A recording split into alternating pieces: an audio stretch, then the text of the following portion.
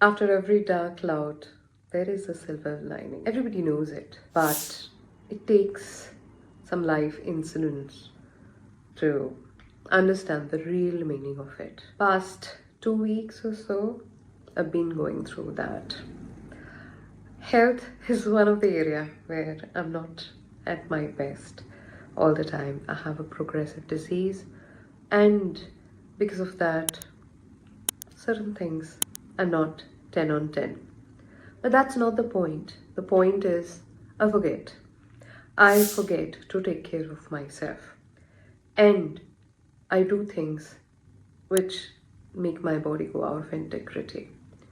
So, why I'm saying all of this is the basics, the foundation of one's life lies in the simple words which we forget.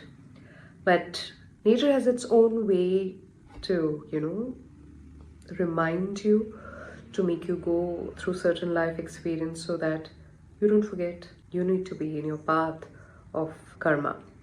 And after a long break, I'm back. It is not the same, but I'm sure slowly I'm going to reach there, or maybe a new place.